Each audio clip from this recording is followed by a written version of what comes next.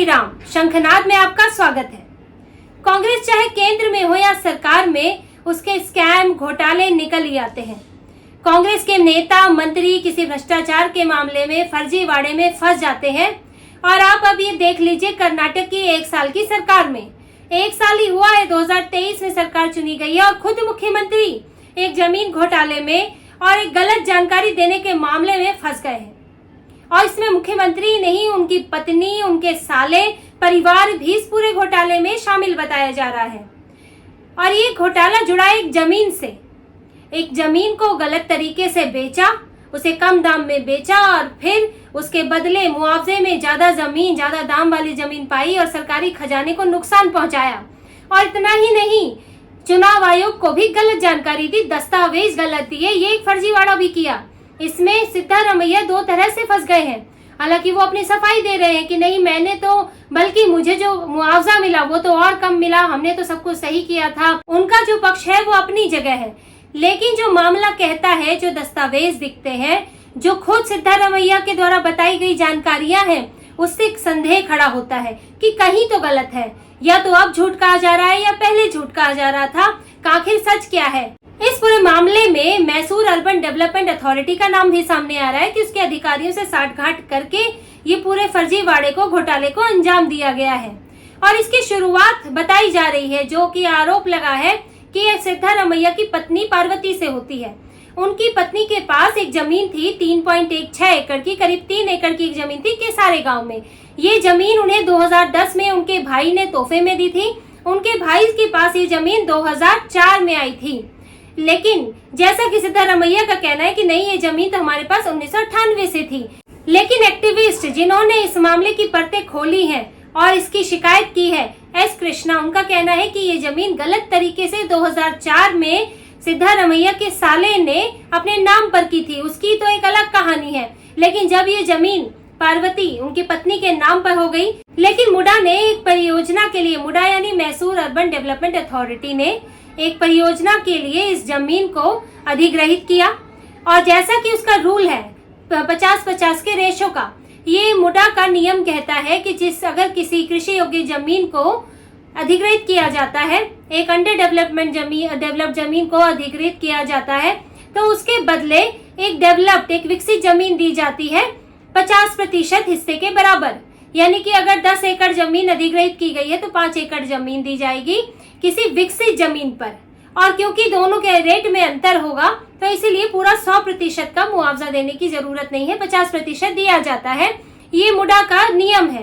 और उसके तहत सिद्धारमैया की पत्नी से जो जमीन ली गई थी, उसके बदले उन्हें एक जमीन दी गई।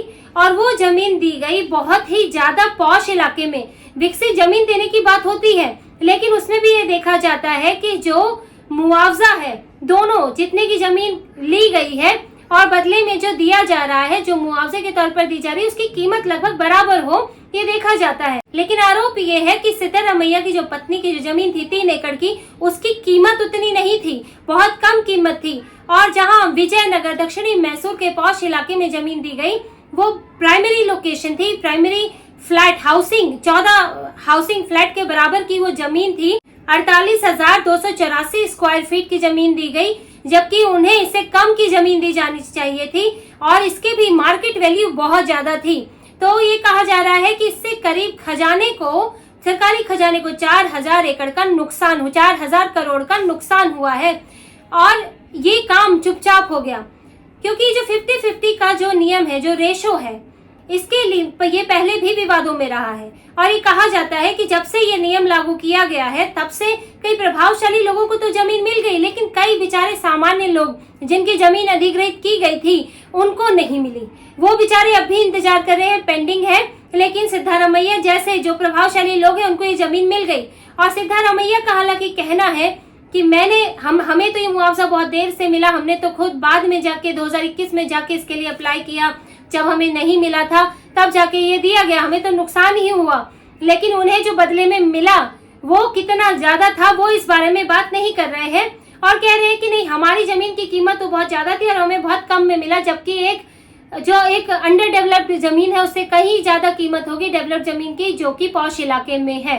सिद्धारमैया का कहना है कि हमारी जमीन की कीमत 60 करोड़ थी और हमें उसके बराबर की जमीन, बराबर की कीमत की जमीन नहीं दी गई।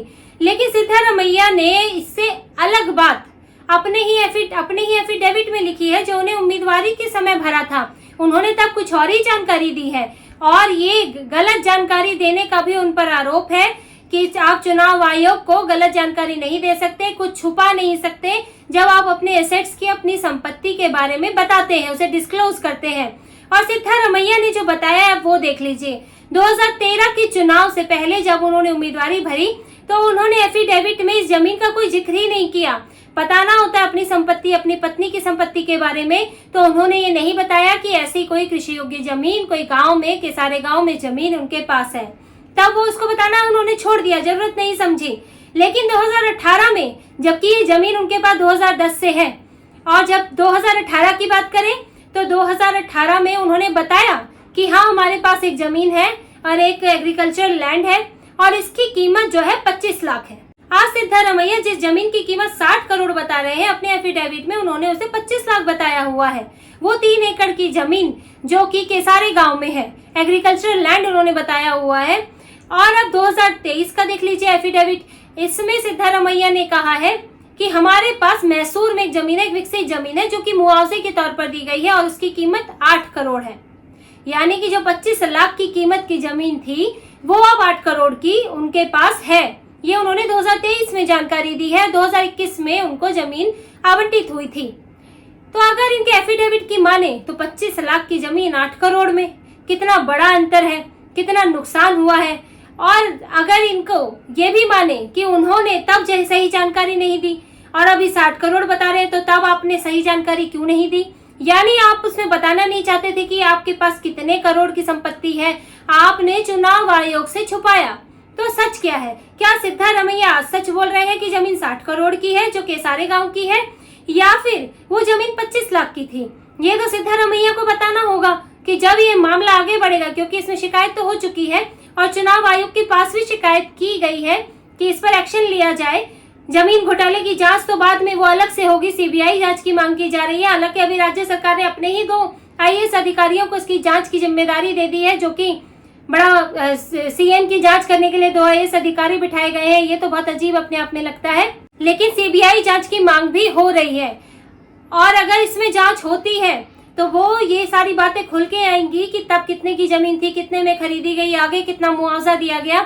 लेकिन इससे पहले चुनाव आयोग अपने एफिडेविट देख सकता है कि एफिडेविट में क्या जानकारी दी गई है, और अगर इसमें दी गई जानकारी गलत पाई जाती है, भले सिद्धारमैया जो है इस घोटाले में किया हो नहीं किया हो बात की बात है, लेकिन अगर एफिडेविट में दी गई जानकारी गलत पाई जाती है तो सिद्धारमैया का नॉमिनेशन वो तो कैंसिल हो ही सकता है, वो बर्खास्त भी हो सकते हैं, क्योंकि आपराधिक या जनप्रतिनिधि कानून के तहत ये आपराधिक है।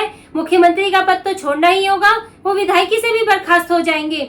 ये बहुत बड़ा एक्शन हो सकता है अगर वो गलत जानकारी के मामले में पकड़े जाते हैं। और अगर इस मामले में सीबीआई जांच करती है तब तो उनको जेल ही हो जाएगी अगर दोषी पाए गए, और उन्हें ही नहीं उनकी पत्नी को भी इस मामले में सजा हो सकती है, क्योंकि जमीन उन्हीं के नाम पर है।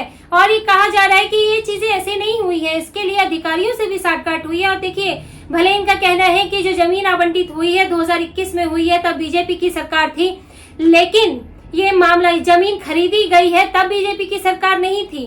जब मुडा के तहत इनको कंपनसेशन की बात हुई है तब बीजेपी की सरकार नहीं थी।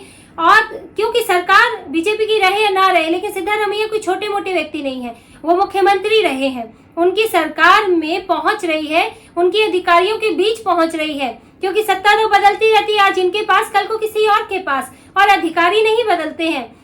कहीं ना कहीं वो अधिकारी मौजूद होते हैं जिनकी अपनी अपनी निष्ठा भी हो सकती है और उनसे काम निकलवाने के तरीके भी नेता को आ सकते हैं। तो इसीलिए नहीं कह सकते कि आप सत्ता में नहीं थे तो आप ये काम नहीं करवा सकते थे, क्योंकि अगर बीजेपी के ही कार्यकाल में मिली है तो बीजेपी ने ये मुद्दा उठाया है और इसको लेकर विरोध प्रदर्शन जारी है और शिकायत की गई है, सीबीआई जांच की मांग भी हो रही है और वो बीजेपी ही कर रही है। अब भले ही दोनों पक्षों के अपने अपने बयान हो, अपने अपने तर्क हो, लेकिन जो दस्तावेज दिख रहे हैं उनसे ये लग रहा है कि सिद्धारमैया के लिए इस घोटाले से, इस फर्जीवाड़े से निकलना आसान नहीं है, कर्नाटक की 1 साल की सरकार में मुख्यमंत्री पर इल्जाम लगना बहुत बड़ी बात होती है। अगर आप भ्रष्टाचार में मुख्यमंत्री ही लिप्त पाया जाता है तो सरकार पर लोगों का भरोसा उठ जाता है कि आखिर जब ऊपर का ही व्यक्ति ईमानदार नहीं है तो वो नीचे कैसे ईमानदारी करेगा।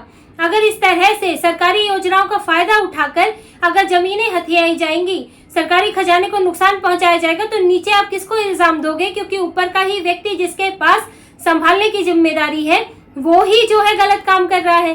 तो इससे तो बड़ा गलत संदेश जाएगा लोगों के बीच में। और जो दस्तावेज दिखाते हैं उससे ये संकेत तो मिलता है कि जांच तो होनी ही चाहिए, क्योंकि कोई तो संदेह है, कोई तो इसमें शंका की जा सकती है, क्योंकि 2 बयान अलग अलग हैं, एफिडेविट में अलग जानकारी है, सिद्धारमैया अभी अलग बात बोल रहे हैं। इसलिए जांच तो होनी चाहिए कि कौन सी बात सही है और जमीनों की कीमत कितनी है और मुआवजे में दी गई जमीन किस तरह दी गई, कौन कौन शामिल था और उसकी कीमत कितनी थी, कितना फायदा हुआ, कितना नुकसान हुआ, ये सब अब जांच होगी और उसमें सामने आएगा।